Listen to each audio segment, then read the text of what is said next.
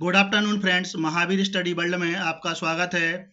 आज सुबह की पाली में हुए कक्षा 10 के हिंदी के पेपर जिसका कोड है 801 बीजी, इसका फुल सॉल्यूशन मैं अपने चैनल के माध्यम से आपको बताऊंगा।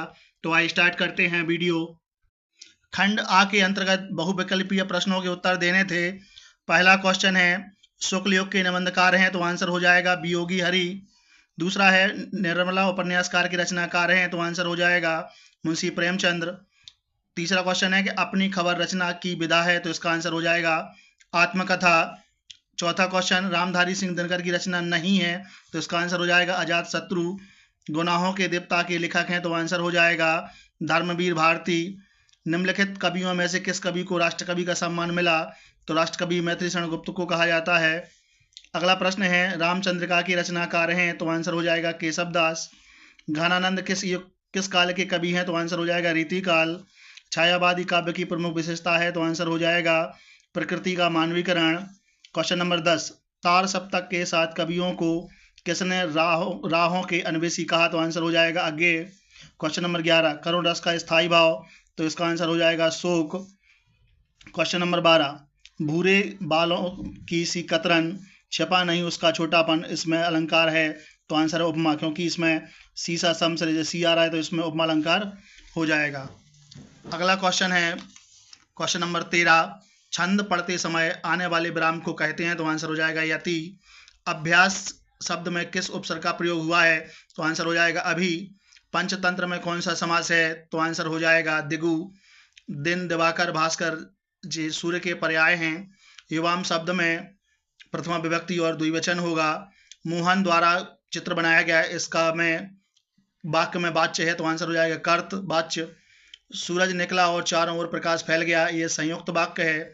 और अगला हो जाएगा क्वेश्चन नंबर 20 कौन सा शब्द सर्वनाम है, तो आंसर हो जाएगा तुम। इस प्रकार से ये खंड आ वाले प्रश्न थे। खंड बा के अंतर्गत आपको गद्यांश पर आधारित प्रश्नों के उत्तर देना था। पहला है उपर्युक्त गद्यांश का संदर्भ, तो उपर्युक्त गद्यांश रामचंद्र शुक्ल द्वारा लिखित मित्रता से लिया गया है। किन लोगों की संगति करना हमारे लिए बुरा है, तो आंसर हो जाएगा कि जो हमसे अधिक दृढ़ संकल्प के हैं उनकी संगति करना बुरा है, क्योंकि ऐसे व्यक्ति हमें उनकी हर बात बिना विरोध के मान लेनी पड़ती है। पर ऐसे लोगों का साथ करना भी बुरा है जो हमारी बात को ऊपर रखते हैं, क्योंकि ऐसी दशा में ना तो हमारे ऊपर कोई दबाव रहता है और ना ही हमारे लिए कोई सहारा रहता है। अगला है रेखांकित अंश की व्याख्या करनी थी। तो रेखांकित अंश में जैसे पहली लाइन में रेखांकित अंश है, तो उसमें कवि ने कहा है कि हम लोग कच्ची मूर्ति की तरह, मिट्टी की मूर्ति की तरह हैं कि उसे किसी भी रूप में ढाला जा सकता है, चाहे तो उसे देवता बना दे चाहे राक्षस। इस प्रकार से हम इस गद्यांश को हल कर सकते थे। अथवा वाले गद्यांश में दूसरा गद्यांश है जो अजंता वाले पाठ से लिया गया है और इसके लेखक डॉक्टर भगवत शरण उपाध्याय हैं। दूसरा है क्वेश्चन है कि अजंता किस कला के लिए अद्वितीय स्थान रखता है, तो आंसर है चित्रकला, या इसको हम मूर्ति कला कह सकते हैं, या स्थापत्य कला। रेखांकित अंश की व्याख्या करनी थी जैसे कि ये दिया है। उसके बाद क्वेश्चन नंबर 2 में पद्यांश के अंतर्गत एक जो दिया है, इसकी पद्यांश के संदर्भ लिखेंगे तो ये सूरदास द्वारा रचित सूरसागर से लिया गया है।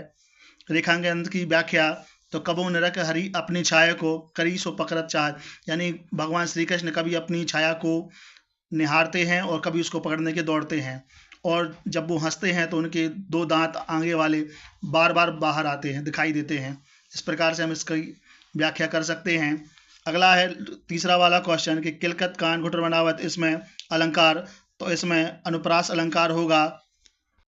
अथवा वाले में चंद्रलोक में प्रथम बार, ये जो पंक्तियां हैं ये सुमित्रानंद पंत द्वारा लिखित चंद्रलोक में प्रथम बार रचना से ली गई हैं। अगला क्वेश्चन है चंद्रलोक में प्रथम बार मानव के उतरने पर कवि क्या मंगल कामना करता है, तो इसका आंसर होगा कि कवि भूमि विरोध को शांत करने के लिए कहता है, जो संसार में विरोधाभास हो रहा है। इस प्रकार से हम इसका उत्तर लिख सकते हैं। उसके बाद क्वेश्चन नंबर 3 में ये वाराणसी सो गद्यांश आया, इसका हिंदी अनुवाद करना था। अथवा वाले में वीर वीरण पूज्यते नामक पाठ से गद्यांश आया है संस्कृत वाला, इसकी व्याख्या करनी थी। क्वेश्चन नंबर 4 में सर्वे भवन्तु सुखिनः सर्वे सन्तु निरामया, ये श्लोक दिया है, इसका हिंदी अनुवाद करना है कि सभी सुखी हों, सभी निरोगी हों, सभी का कल्याण हो और किसी को बिल्कुल भी दुख ना हो। इस प्रकार से हम इसका हिंदी अनुवाद कर सकते हैं। अथवा वाले में का भी चाहें तो अनुवाद कर सकते हैं। क्वेश्चन नंबर 5 में खंड काव्य के आधार पर किसी एक प्रश्न का उत्तर देना है। तो अलग अलग जिलों में अलग अलग खंड काव्य चलते हैं। आपको अपने ज़िले के अनुसार आपको खंड काव्य का आंसर देना है। जैसे कि अपने ललितपुर ज़िले में ज्योति जवाहर खंड काव्य चलता है, तो चाहें तो आप ज्योति जवाहर के आधार पर पंडित जवाहरलाल नेहरू के चरित्र की विशेषताएं लिख सकते हैं, या ज्योति जवाहर खंड काव्य की कथा वस्तु को अपने शब्दों में लिख सकते हैं। क्वेश्चन नंबर 6 के अंतर्गत लेखक के जीवन परिचय और एक एक रचना के बारे में लिखना था। तो तीनों लेखकों में किसी एक लेखक के बारे में आपको लिखना था, और खा वाले में किसी 3 कवियों में से किसी एक कवि के जीवन परिचय और उनकी एक प्रमुख रचना का नाम लिखना था। क्वेश्चन नंबर 7 में आपको अपनी पाठ्य पुस्तक से एक संस्कृत का श्लोक जो आपने याद किया हो उसको लिखना था, और शर्त ये थी कि ये पेपर में ना आया हो। अगला है क्वेश्चन नंबर 8 के अपने मोहल्ले की नालियों की समुचित सफाई के लिए नगर निगम के स्वास्थ्य अधिकारी को आपको एक पत्र लिखना था। क्वेश्चन नंबर 9 में संस्कृत के किन्हीं 2 शब्दों के उत्तर देने थे। चंद्रशेखर स्वागृहम किम अबदत, तो यहाँ भरा जाता चंद्रशेखर स्वागृहम कारागारम अबदत।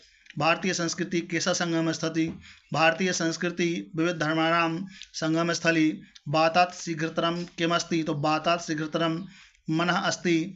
और विश्वास केन वर्धन्ते, तो विश्वास सदाचारण वर्धन्ते। इस प्रकार से आप इस प्रश्नों के उत्तर दे सकते थे। और क्वेश्चन नंबर 10 जो पेपर का अंतिम प्रश्न है, इसमें निबंध हैं, तो आपको किसी एक विषय पर निबंध लिखना था। इस प्रकार से वीडियो अच्छा लगे तो वीडियो को लाइक करें, चैनल को सब्सक्राइब करें और बेल आइकन दबाएं, जिससे कि आने वाली वीडियो की नोटिफिकेशन आपको सबसे पहले प्राप्त हो सके। जय हिंद।